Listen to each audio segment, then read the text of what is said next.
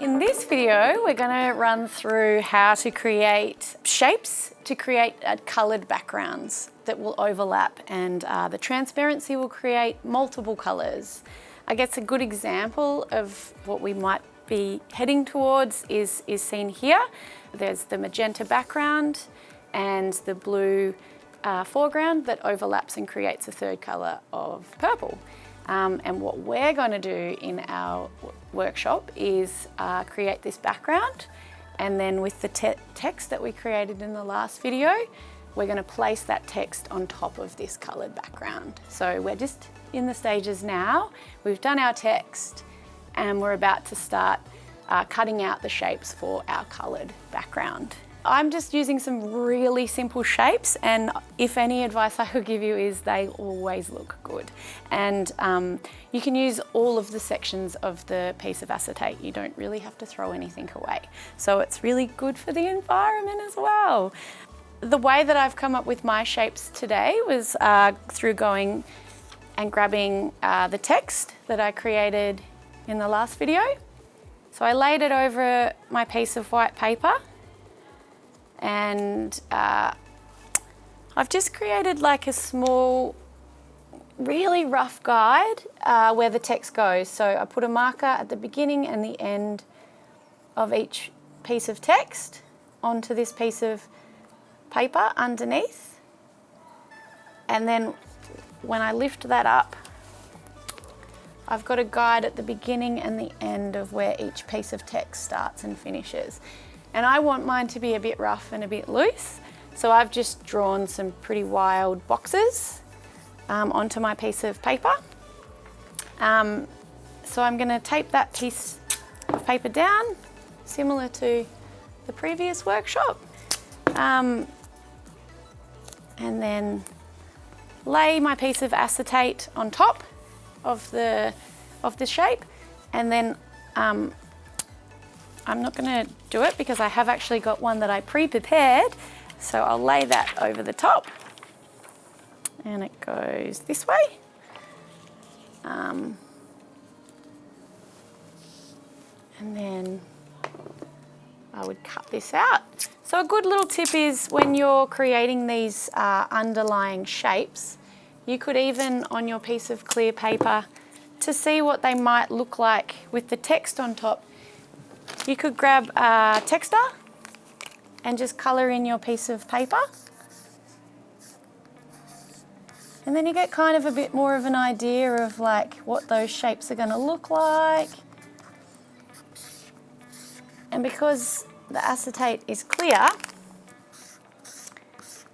you can, I'll just quickly do a rough colouring in. You can lay your text, which I don't know where I've put here, over the top. Imagine it's black ink, because my text is going to be black, and I can see that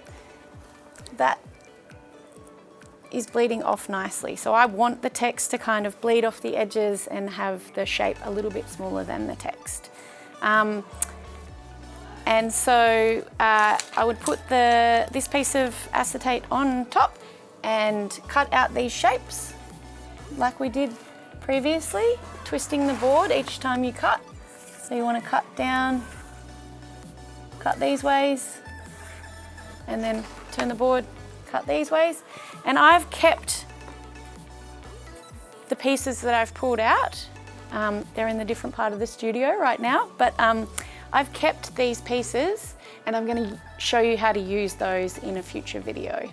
On top of this magenta layer, I'm going to do a layer of, what colour am I going to do? Yellow ink. You can sort of see where the yellow will go if you also put the text over the top of your shape. And I can see that kind of is beautiful because it fills in this gap over here where there's not a lot of text, and then there's also some double like overlayering of the pink and the yellow, which will create orange. I've come up with these shapes obviously earlier, and it's the same process. So with the circles, I drew them with the colour that I wanted to print them so that I could see kind of what they would look like over the top of the magenta. So you would do the same process where you tape down your piece of paper to the cutting mat,